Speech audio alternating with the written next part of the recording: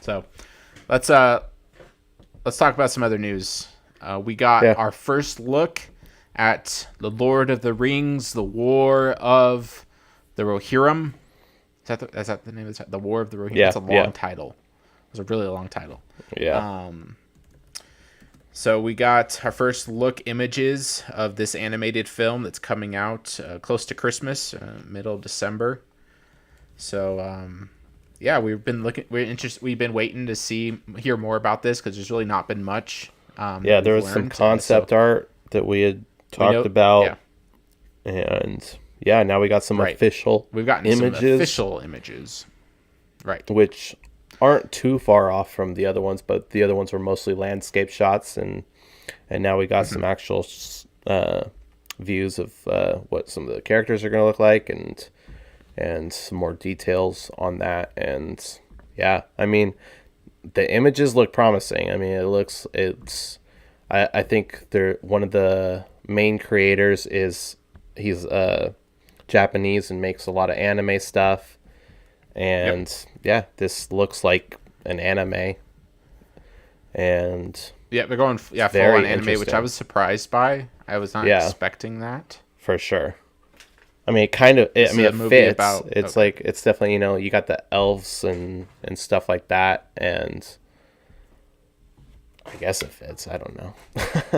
But I mean, it looks cool, but there's also been some other stuff we've heard, which gives us some concerns, but I will probably be watching it, and I'm going to see it. Yeah, I'm going to see it. There's some, like I said, there's some things that we found out that I'm not very excited about, and it's just kind of par for the course right now for any big franchise. It's just let's put a woman in it and make it lame. That's what they do. Not that putting women in movies or in lead roles makes movies lame. It's just they put women in these lead roles for the sake of putting women in lead roles, and it just turns out being lame. And it's the same story. The woman, she doesn't know her true potential, and she has to go on a journey to find that true potential and unlock it. And there's no personal flaw. There's no character flaw. And most of the time, she's just learning how to act like a man. And it's not inspiring. It's not. It doesn't encourage womanhood. It doesn't. You get these glorify women in any way. You get these women that they're told that their purpose in life and how to find purpose in life is to do what men do and be like a man, and they fail at that every single time because you get these perfect female characters that are going on journeys to find themselves, and what do they have to do? They have to behave and act like men and become these masculine characters, and that's not how that happens. You don't find fulfillment in that as a woman. It's just not where you find it, and that's not what women were created to do, was to be like men. That is a very sad and vice versa goal to shoot for, and vice versa. And that's what we get 9 times out of 10. Sometimes they accidentally make it. You go ahead. Usually what happens is that the woman starts acting like a man, and then all the men act like women. They're wimpy. They don't stand up for what's right. They step back. They let the woman lead, and it's just Eve in the garden all over again. Adam abdicates his responsibility, and the woman, her desire is to rule over the man, with her sinful desire, and she does, and it just creates an ugly story. And we've been seeing a lot of ugly stories lately. In Hollywood, and the franchises that we've grown up loving and enjoying. It's a kind of a desolate wasteland right now, and it's not looking very promising, and it's not gonna get better unless something drastic changes. And so, as you guys can probably assume, the War of the Rohirrim. First off, I don't know if we said it. It's an anime. It's gonna be anime, which anime style Japanese anime. It looks like, with like American looking characters, Western European looking characters, which is fine, and it's an interesting style choice, and I'm here for it. Like I'm all for it. It's fun. There's a king. I think his name is Helm. So like Helm's Deep, So Helm is the king, and then you have this girl who apparently we are following in the story. She's the main protagonist. It's a female-led movie. One of the pictures is her holding a sword, probably towards a white man, and so we're expecting her to kind of be a girl boss and lead the charge, be a lot like Galadriel, because apparently she wasn't a powerful enough character. So in Rings of Power, they had to make her act like a man, be a soldier, and be better than everyone else around her. So we're probably gonna get similar thing here with this girl. I'm pretty sure she's a princess, probably probably the daughter of the king. Maybe, I don't know if they said that, but there's that. We also have a dude. He looks like Aragorn. He's not Aragorn, obviously, but he's like a Strider almost. In the picture, so could be interesting. Could be a good story. Like, I've seen this enough to know that it's probably not any good. And another reason why I think it's not going to be good, because I'm just laying my cards out. I do not expect this to be good. I will see it and I will give it a fair shot. I am willing to give it a fair shot. And just because it's female led doesn't mean I'm going to automatically dislike it. Not at all. It can be a good story with a female led actress. Well, so one reason like I think it might be good is there's a lot of anime that's female led that's actually good, like that's kind of something they're known for. I mean, anime.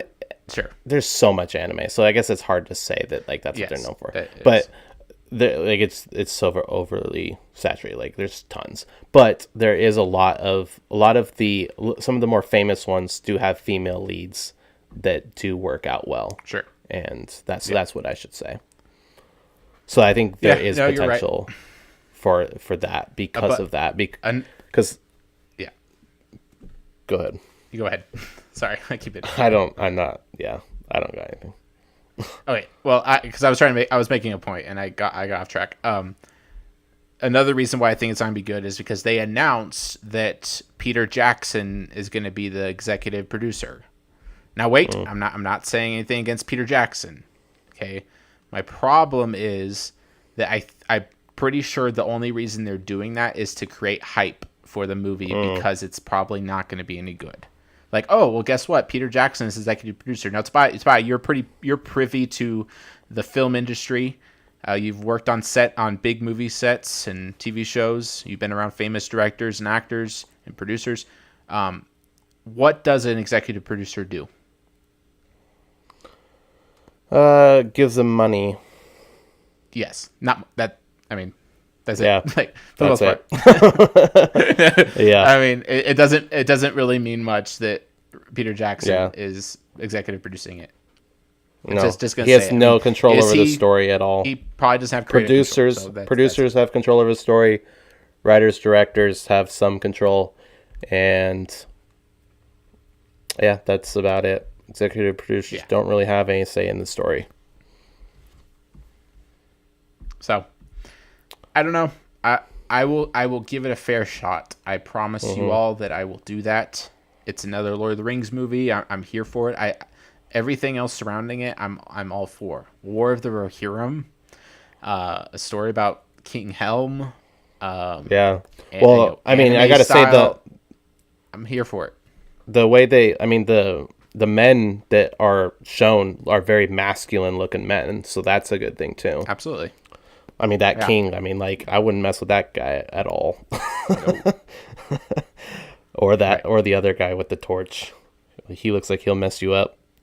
So that's a good thing for sure, because you can definitely make men look effeminate, and these guys look very masculine, and that's very good. Yeah. Which is, pretty in line with Tolkien and Middle. It could be another Brave story. Another Pixar's Brave. That could be what this movie is. Yeah. You make your own fate. I don't want to be a woman. I want to be a man. I want to be a man. Yeah.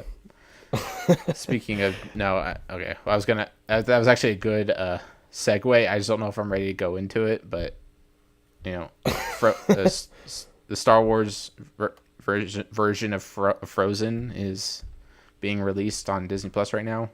We talked about it last week. Oh, Because Leslie Headland was so inspired by Frozen and the story of Frozen that she had to make a Star Wars story about two sisters who are deranged from one another and run off and live their own lives, but come together. One is a villain, antagonistic. One is a kind of protagonist, and yeah. But anything before we get into that, just to keep there's one thing that I saw the suspense that was interesting.